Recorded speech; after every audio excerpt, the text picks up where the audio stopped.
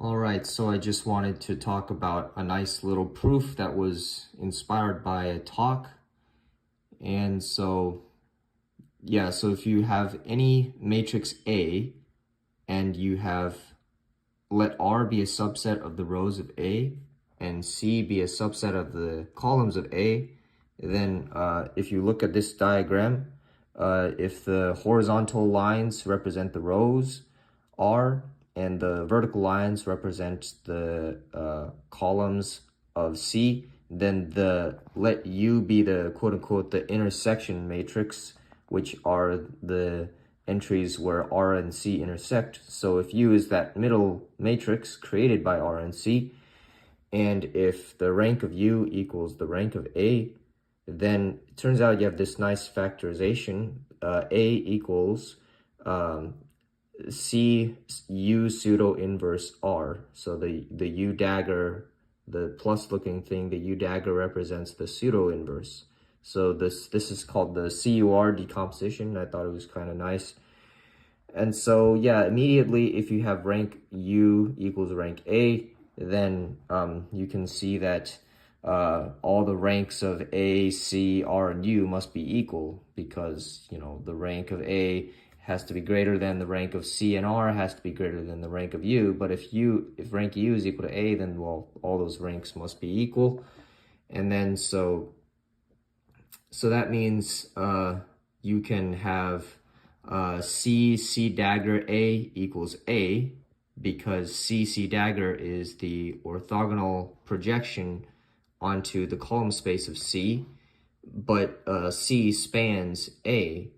So if you project the columns of A onto col C, then you're just going to get A back again. So that's why C dagger A equals A.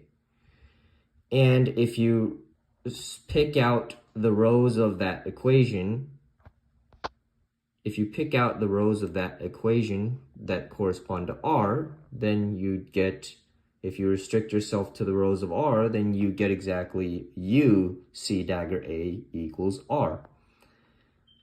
But also you can write R in another way, because since the columns of U span the columns of R because of the rank thing, we have U dagger R equals R, in much the same way that C dagger A equals A. Yeah, because U dagger is the projection onto the column space of U, which spans the columns of R, so U dagger R equals R. So then we have R equals both U C dagger A and U dagger R. So that means we can write U times parentheses C dagger A minus U dagger R, close parentheses, equals 0. So in other words, the columns of C dagger A minus U dagger R are perpendicular to the rows of U.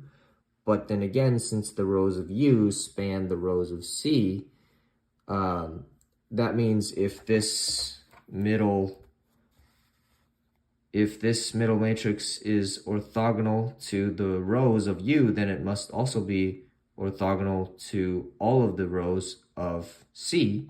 So that means we can write C times the parentheses equals 0, and if you just rearrange that, then we get C dagger A equals C U dagger R, but then again C dagger A just equals A, so we have A equals C U dagger R.